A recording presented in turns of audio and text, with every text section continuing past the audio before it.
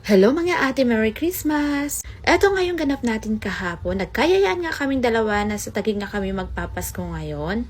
At eto na nga, nabiyahe na nga tayo sa sobrang init nga dito sa Pinas. Talagang balot na balot nga kami paglalabas nga kaming dalawa. Nakakatuwa nga kasi dito pa lang sa kalsada ay ramdam na nga natin yung Pasko kasi tingnan nyo naman itong mga poste nila, maraming nga parol na nakasabit, ang gaganda pa nga.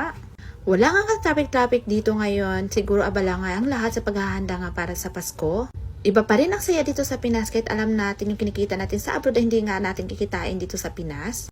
At ayun nga, andito na nga tayo sa Tanyag Walter Mart. Nakaramdam nga kami ng gutom kaya kakain nga muna kami bago nga kami pumunta sa bahay ng ate ko.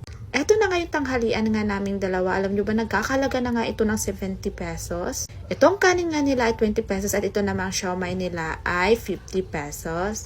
Parang kailan lang, parang dati magkano lang to, nasa 28 pesos lang tong siomai nila. Pero okay lang ngayon kahit mahal yung mga bilihin. Importante ay ma-survive nga natin yung pang-araw-araw natin. Importante lang ay maging kontento nga tayo kasi kung hindi tayo maging kontento ay hindi nga tayo maging masaya sa buhay. Alam niyo bang sarap na sarap talaga ako sa siomai na to. Talagang hindi ako magsasawa talagang kainin to. Napansin ko nga itong mata ko maga pa rin. Talagang hindi pa ako nakaka-adjust sa tulog nga. Paano ba kasi ang aga-aga ko pa rin nagigising? Pero siguro naman mga ilang months ay makakasip na nga tayo ng mahaba. At eto na nga, nakarating na nga tayo sa bahay ng ate ko. Itong isa naman ay nasikaso agad itong iihawin niya. Pagkatapos nga kasi namin kumain kanina ay bumili nga kami ng paanang manok. Gustong-gusto nga kasi itong isang mag-ihaw ng paanang manok. At ayun nga, minarinate niya nga. Hindi ko nga alam kung ano ba yung mga nilagay niya dyan.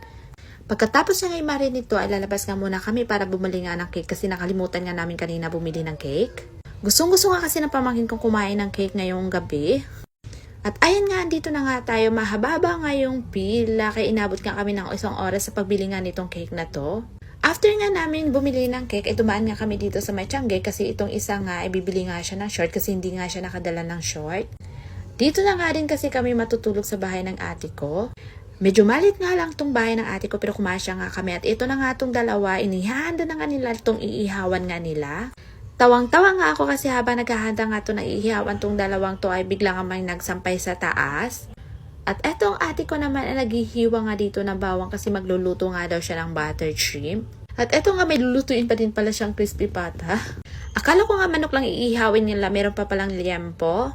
After nga na mahigit 1 oras natapos nga din sila, ito na nga yung niluto nga nila. Kakain na nga din kami, hindi na nga namin aantayin pa mag 12:00 kasi may mga bata nga.